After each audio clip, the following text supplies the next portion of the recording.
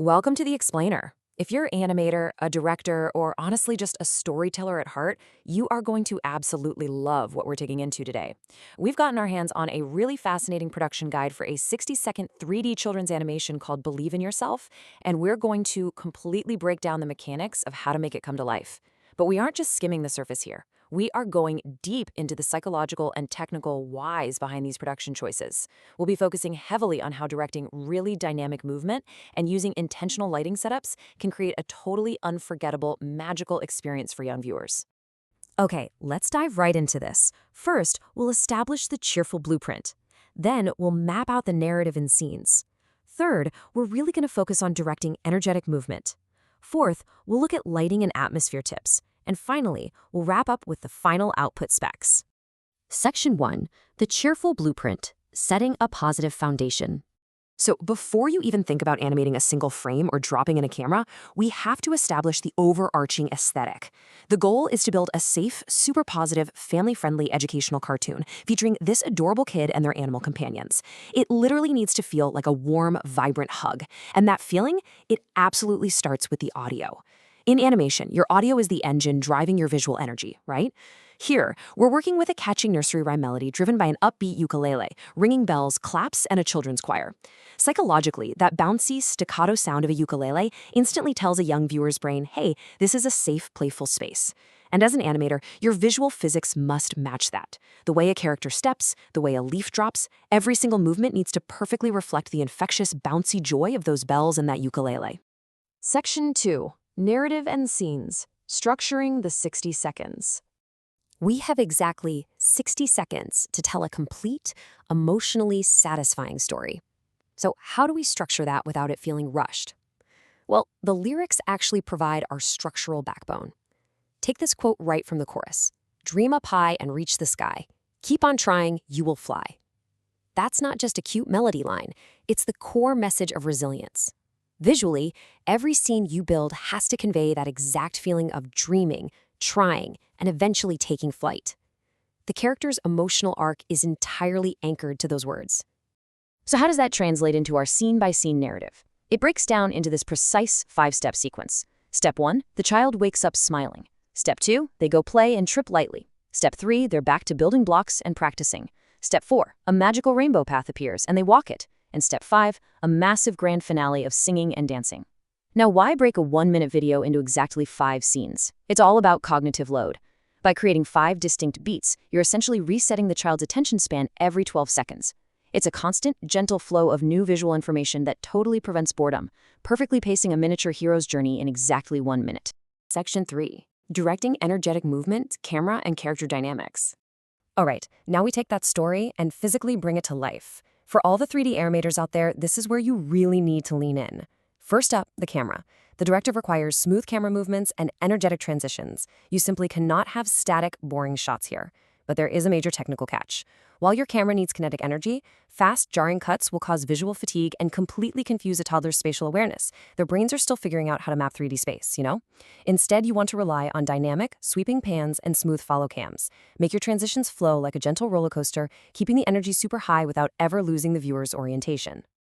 Let's look at character acting. This is a note from scene 2. Trips slightly, then gets up happily. At this exact moment, the lyrics go, if you stumble, that's okay. Try again and find your way. As an animator, your movement is the physical manifestation of that lyric. The trip shouldn't look painful or scary. It's a very light stumble. To nail this in 3D, you want to heavily utilize squash and stretch to make the impact feel rubbery, bouncy, and completely safe. But the absolute most important part of the movement is the recovery, getting up happily. That quick, energetic bounce back is the literal embodiment of resilience. Now, contrast that with this movement note from scene 4. Confidently walks forward. Remember, this is right when the magical rainbow path appears. You really need to highlight this massive change in your character's posture. Back in scene 2, they stumbled. But now, their chest should be out, chin up, arms swinging with clear purpose. They're traversing this magical path with absolute self-assurance. You're using the pure mechanics of their walk cycle to tell the story of their internal growth. And then we hit the finale in scene 5, group dancing with smooth lip sync. Seriously, do not underestimate how technically demanding this is. A high-quality 3D character face can have dozens, sometimes hundreds of control points just for the jaw and mouth. Your kid character and all their animal friends must be executing full-body, synchronized dance moves, right? But at the exact same time, your facial controllers have to maintain precise, smooth lip sync to the children's choir audio. Matching those vowels and consonants flawlessly while the body is in full kinetic motion requires mastering both gross body mechanics and super subtle facial acting. It's a huge challenge, but man, the payoff for the audience is incredible. Section 4. Lighting and Atmosphere Tips. Crafting the Visual Mood. All that fantastic movement needs to happen in a beautifully lit space. Let's break down the specific atmospheric cues from the source. Notice how the lighting tells its very own story here. In Scene 1, the cue is sunshine entering through the window. That gives us this warm, directional morning light, establishing a fresh start in reality. By Scene 4, the mood shifts dramatically when the magical rainbow path appears. This is where you introduce vibrant, multicolored rim lighting to cast a magical glow across your characters. And for the Scene 5 finale, sparkling stars and balloons under the rainbow, you've completely transitioned from naturalistic morning sunlight to a fully magical, spectacular, glittering lightscape to celebrate the end of their journey. For the scenes set in the outdoor playground, the atmospheric requirements are super clear. Sunny sky, colorful flowers, and butterflies. This is vital for maintaining a consistently bright aesthetic. But why is this so crucial? Well, developing eyes track movement much more easily when there is high contrast and high color saturation. So, by keeping the lighting even, the shadows soft, and the colors highly saturated, you aren't just making the scene look pretty. You're actually helping the young viewer's brain easily track those energetic character movements you just spent hours animating. Lighting directly supports the movement. Section 5. Final Output Specs. Technical Requirements. So, how do we package all this beautifully lit movement? The final duration must be exactly 60 seconds. Not 62, not 58, exactly 60. Why is this such a hard rule? Because 60 seconds is the absolute sweet spot for maximum engagement before a toddler's attention naturally starts to wander.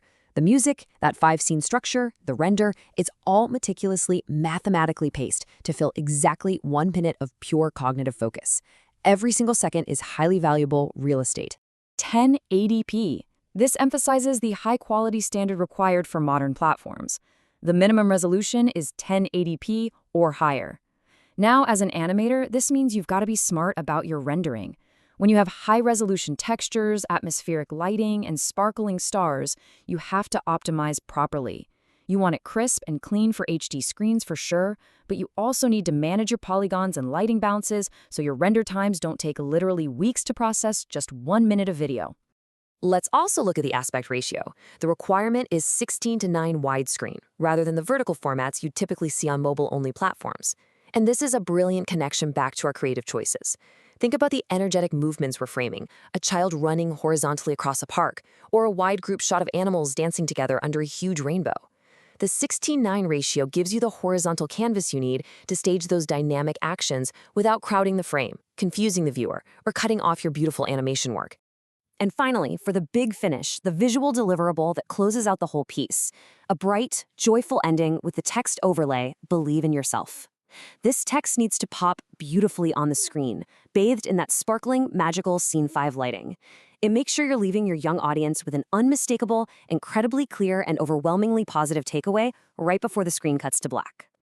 We have thoroughly unpacked this upbeat blueprint. We've looked at the 12-second narrative pacing, the psychology behind energetic camera movements, and the vibrant, highly saturated lighting setups required to bring this 3D guide to life.